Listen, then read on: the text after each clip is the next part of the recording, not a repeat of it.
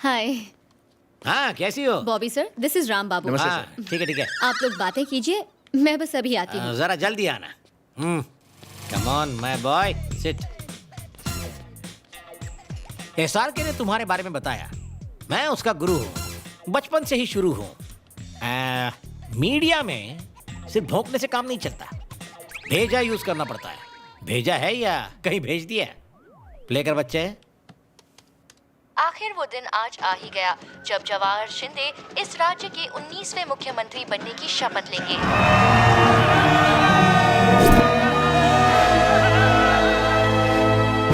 1947 में जन्मे जवाहर शिंदे का एक आंदोलनकारी इतिहास रहा है। अपने आंदोलन के शुरुआती दिनों में उन्होंने तेलुगु बचाओ का नारा लगाया। पर ये तो अभी सीएम बने नहीं है, तो ये सब दिखाने का क्या मतलब है? अगर वो सीएम बने तो ये चलाएंगे, अगर उन्हें पद्मश्री मिला तो दिखा रहे कौन सा चलाएंगे। एक बार फिर से उन्हें पद्मश्री पुरस्कार से सम्मानित किया गया है। संघर्ष के उनके लंबे इतिहास की वजह से केंद्र सरकार ने उन्हें अगले हफ्ते पद्मश्री देने का फैसला किया है। बस बहुत हो गया। अगर जवाहर शिंदे टपक जाए तो इधर आ। उसका एक पैर कब्र में लटका हुआ है, दूसरा केले के छिलके पर है। अगर वो फिसल गया तो वो प्रोग्राम भी दिखा दे रहे। गरीबों और किसानों की आवाज आज शांत हो गई। हमारे प्रिय नेता जवाहर शिंदे के इस दुनिया को छोड़ते ही पूरे देश में मातम छा गया। ऐसा कोई नहीं है जो उनके लिए आंसू नहीं बहा रहा हो। कैसा लगा? हैं? बाप हूं ना मैं। बच्चे की जान लेगा क्या? बच्चे की जान। तुम तो बहुत टैलेंटेड निकले यार, तुम्हें तो नेशनल अवार्ड मिलना चाहिए। आज के बाद ये नौटंकी नेशनल टीवी पर दिखाई ना, लाइव नंगा करूंगा तुझे, लाइव, समझा? अब तक तो गालों पे पूरा पंजा छप गया होगा। हेलो, क्या हाल है सर? कैसा होना चाहिए? सिर्फ बढ़िया। राम बाबू ने ज्वाइन कर लिया ना? उनकी परफॉर्मेंस कैसी लगी? बेचारा एकदम खुदा की गाय है। क्या? अहिंसावादी। ऐसा? सर, आपका एडिटर मेरा दोस्त है, मुझे मैसेज मिल गया। आपके साथ क्या हुआ सर? हाँ? अबे ओए टोपी इधर आ। जी सर। क्या रे, व्हाट्सएप पे बहुत मजा आता है ना? हंसता है कहीं? तेरा फर्नीचर बेच दूंगा सोलेक्स पे। चीयर्स। किस बात के लिए चीयर्स चाचा? पहले मैं खुशी खुशी पिया करती थी, आज दुखी होके पी रही हूँ। अरे फिक्र मत करो, सब कुछ ठीक हो जाएगा गंगा। चाचा जी वो नागिन है, इस विस्की की तरह उसका जहर राम बाबू के ऊपर चढ़ गया है और आप बोल रहे फिक्र नहीं करूं। अच्छा अच्छा पियो।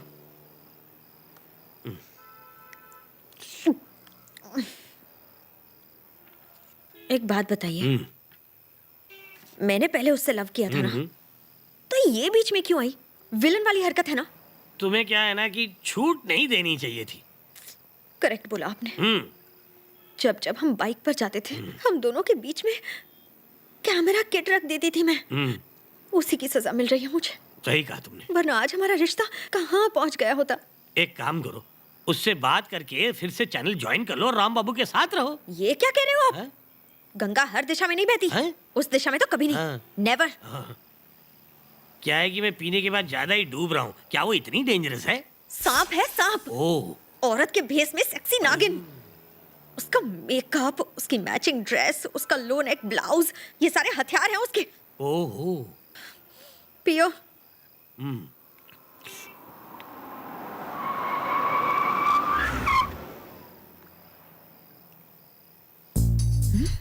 नागिन की गाड़ी यहाँ?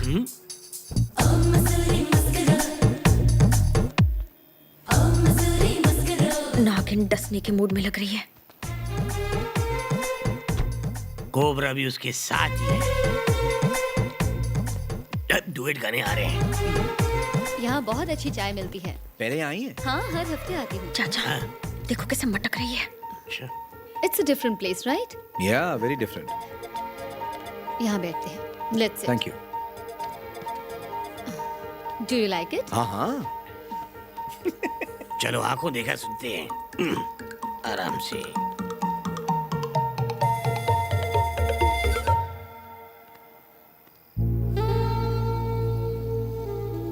राम बाबू, क्या तुमने पहले कभी किसी लड़की से प्यार किया है? बोल बोलो ना, गंगा से प्यार करता हूँ। नहीं, कभी नहीं। तुम्हारी और मेरी जिंदगी की कहानी बिल्कुल एक जैसी है। मुझे लग ही रहा था तुमने भी किसी से प्यार नहीं किया होगा। शांत शांत। क्या तुम्हें लगता है कि सच में ऐसा हो सकता है? आशिक तो कहीं भी मिल सकता है। अभी तक नहीं मिला। मैं पहले की तरह अभी भी सिंगल ही हूँ। I like gutsy guys like you. तुम क्या कहते हो? हाया चाचा, ओपन ऑफर दे रही है, पटा रही है ये दोस्त को। चलो चलो उठो, तुम मेरे साथ चलो, जल्दी चलो। नहीं चाचा। अभी अभी तुमने जो मुझसे कहा वो अगर राम बाबू को कहोगी ना तो वो नाराज हो जाएगा। उनको जरा तुम देखो कितने अच्छे से कह रही है, तुम नंबर 1 लड़के हो, गट्सी हो, मुझे तुम पे नाज है। तुमने कभी कहा ऐसा उससे? मेरे पैसे की पी के उस नागिन को सपोर्ट कर रहे हो। मैं जो भी बोल रहा हूँ बिल्कुल सच बोल रहा हूँ। मेरा तजुर्बा कहता है कि अब तक उन दोनों ने एक दूसरे को किस भी कर दिया होगा। सच में? हाँ बिल्कुल। You know what? I like you so much.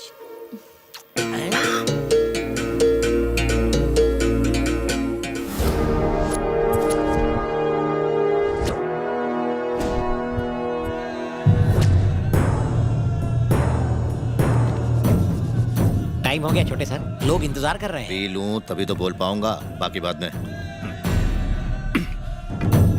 चला। राणा बाबू जिंदाबाद, राणा बाबू जिंदाबाद, राणा बाबू जिंदाबाद, राणा बाबू जिंदाबाद, राणा बाबू जिंदाबाद, राणा बाबू जिंदाबाद, राणा बाबू जिंदाबाद, राणा बाबू जिंदाबाद, राणा बाबू जिंदाबाद, राणा बाबू जिंदाबाद।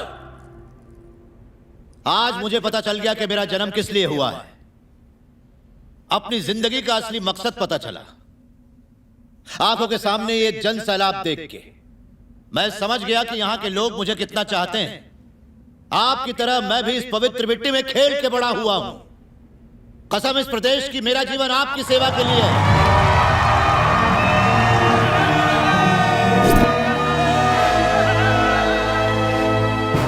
ईश्वर को साक्षी मान के मैं प्रण लेता हूं, आज के बाद राणा जिएगा तो आपके लिए और मरेगा तो सिर्फ आपके लिए भाइयों।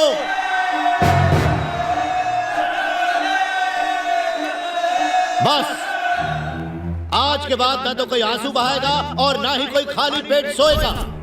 जब तक इस राज्य के हर एक भाई और बहन को 2 वक्त की रोटी नसीब नहीं होती, मैं दिन में सिर्फ एक बार अन्न ग्रहण करूंगा। जी तोड़ मेहनत करना, दिन रात एक करके अपने परिवार को पालना, फिर भी आज हम भाइयों के घर में खाना नहीं है। कौन जिम्मेदार है इसके लिए? कौन? दूसरे राज्य से आए हुए लोग जो हमारे राज्य को दोनों हाथों से लूटने में लगे हुए हैं। उन बिहारियों को, उत्तर प्रदेशियों को, पंजाबियों को, बंगालियों को और भी कईयों को मैं किसी को भी बख्शने वाला नहीं हूं। स्कूल, मंदिर, होटल, दुकान, बड़ा पाव के ठेले सब उनके हैं। ये लूट मार कब तक चलेगी? बताओ कब तक? अब बस, जो हमारी जमीन को लूट के खा रहे हैं, इन लुटेरों को धक्का मार के निकालो।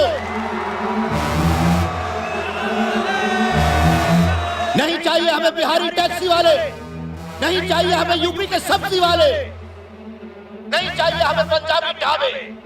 मारवाड़ियों का धंधा चौपट कर देंगे और गुजरातियों को निकाल फेंकेंगे। ये राज्य सिर्फ और सिर्फ हमारा है। ये राज्य सिर्फ हमारे बच्चों का है। इस पर उन्हीं का हक है। अगर हमारे राज्य में कोई बाहर का आया तो हम उसे काट कर फेंक देंगे। आपके हक के लिए अगर मुझे मरना भी पड़ा तो कोई गम नहीं। आप सब तैयार हैं?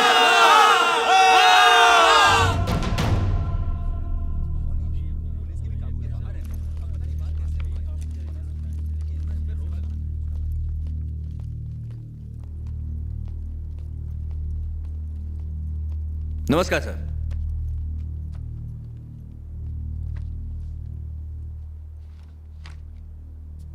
सर, हमारी रिपोर्ट पुलिस और इंटेलिजेंस की रिपोर्ट से ज्यादा पक्की है और सबूतों के साथ है। इनमें उन जगहों की फोटोएं हैं जहां पर लोगों पर जातियां हो रही हैं। आप जितना सोच रहे हैं, हालात उससे 10 गुना ज्यादा सीरियस हैं। सरकारी आंकड़े अगर 10 की मौत बताते हैं तो असलियत में 100 मारे जाते हैं, और अगर 100 की मौत बताते हैं तो हकीकत में 1000 हताहत होते हैं। पड़ोसी राज्य के लोगों को पकड़ पकड़ के मारा जा रहा है, उनकी प्रॉपर्टी पर हमला करके उन्हें लूटा जा रहा है। माएं अपने बच्चों के साथ दर दर की ठोकरें खा रही हैं। ये कोई आंदोलन नहीं, अराजकता है। इस फाइल में हमने वो जानकारी दी है जो हम जर्नलिस्ट ने दिन रात एक करके इकट्ठी की है। Please take it as a complaint. आपसे रिक्वेस्ट है कि एफआईआर दर्ज करवाइए और राणा को गिरफ्तार करवाइए।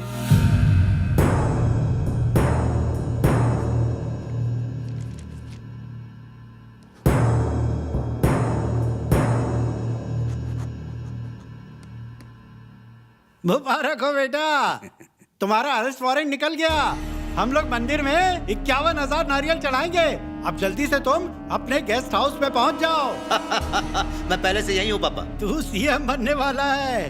तू जब तक जेल में रहेगा मैं सारे राज्य में आग लगा दूंगा। राज्य के आंदोलन ने एक नया मोड़ लिया है। पॉलिटिशियन राणा के खिलाफ वारंट निकला है। कार्यकर्ताओं का कहना है कि इससे आंदोलन में कोई फर्क नहीं पड़ेगा।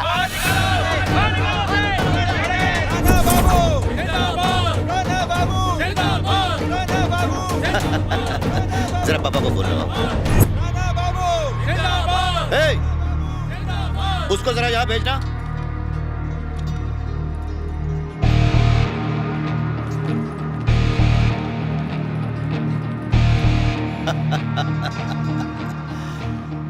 पॉलिटिक्स में मेरी एंट्री कैसी लगी? एकदम घटिया, तेरी तरह। तुम बार बार मरने की बात कर रहे थे ना, इच्छा जल्दी पूरी होगी। मैं कोई मामूली लीडर नहीं हूं। तुम मुझसे चूं तक नहीं कर सकता। तेरे और मेरे बीच में लाखों लोग खड़े हैं। वही लोग तेरी मौत की वजह बनेंगे। अच्छा, तेरी ये वार्निंग्स और वारंट तो मेरे लिए लकी साबित हुए। तूने मेरे खिलाफ कंप्लेंट की है ना, जानता है मेरे कितने काम आएगी। कुछ ही देर में पुलिस यहां पहुंच जाएगी। तू सोच रहा होगा मैं चुपचाप अरेस्ट होकर वैन में बैठकर चला जाऊंगा।